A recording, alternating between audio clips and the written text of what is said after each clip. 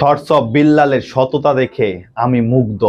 যারা thoughts of বিল্লালকে অনুপ্রেরণা হিসাবে মানেন তারা মানতে পারেন এইরকম একজন আদর্শ নিষ্ঠা মানুষকে অনুপ্রেরণা হিসাবে মানা যায়। সে তার আইডি চাইলে মুহূর্তেই ফিরিয়ে আনতে পারে। মানে আমার যে পেজের প্রবলেমটা 70,000 টাকা দিলে ঠিক হয়ে যাবে, কিন্তু যাকে দিব সে আমার সাথে অন্যায় করছে।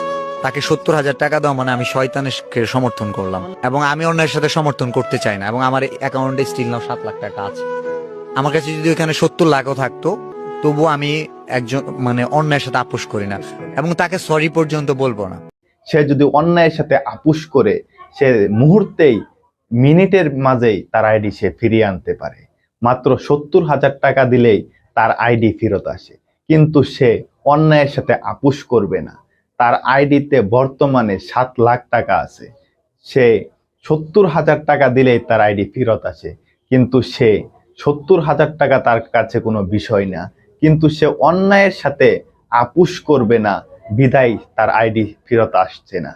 এর থেকে আমাদের শিক্ষা নেওয়া উচিত, জীবনে যে কোনো মুহূর্তে হোক অন্যায়ের সাথে আপোষ করা যাবে না। যারা থটস অফ বিল্লালকে বলেন অনুপ্রেরণার আরেক নাম বলতে পারেন, এইরকম মানুষকে অনুপ্রেরণা হিসাবে নেওয়া যায়। আদর্শ এরকম আদর্শবান ব্যক্তি খুঁজে পাওয়া এই মুহূর্তে অনেক কষ্টকর।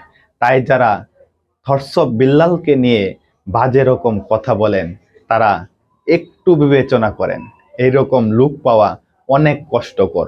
একজন মানুষের দোষ গুণ মিলেই তো থাকবে, তার ভালো দিক কেমন খারাপ দিক কেমন সেটা বিবেচনা করেন। তাই থটস অফ বিল্লালকে যারা অনুপ্রেরণা হিসাবে মানেন তাদেরকে স্যালুট।